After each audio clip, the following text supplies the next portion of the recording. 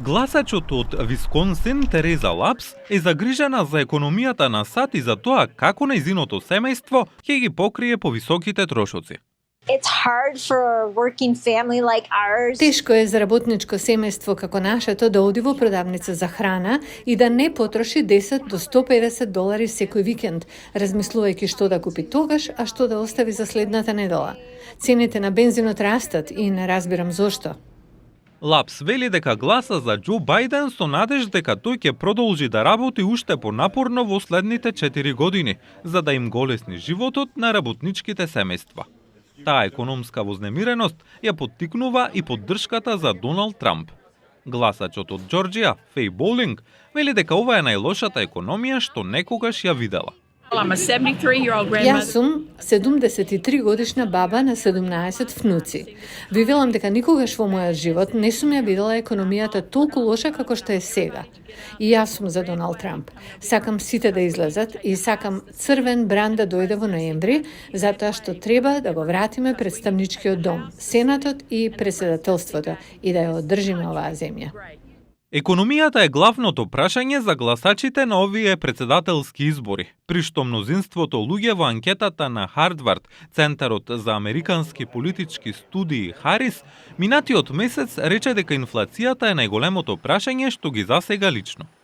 Оваа загриженост доаѓа и покрај тоа што Американскиот оддел за труд извести за подобри од очекуваните вработувања во првиот квартал од годината, при што здравствените, владините и градежните сектори додадоа најмногу работни места. Невработеноста е под 4%, а платите продолжуваат да растат.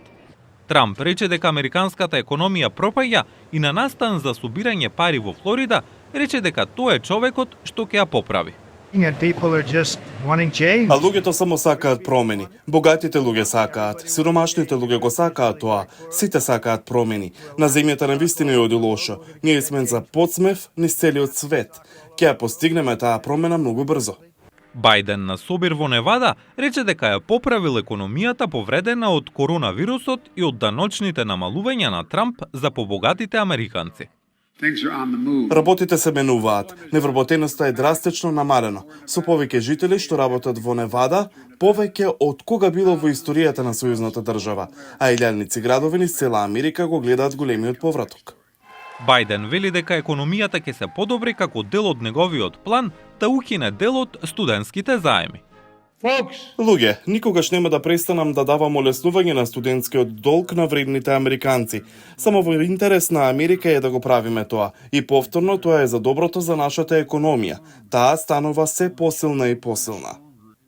Анкетата на Хардвард ги покажува политичките поделби во државата околу економијата, при што речиси 2/3 од демократите велат дека економијата е на вистинскиот пат, но само 12% од републиканците го одразуваат тој оптимизам.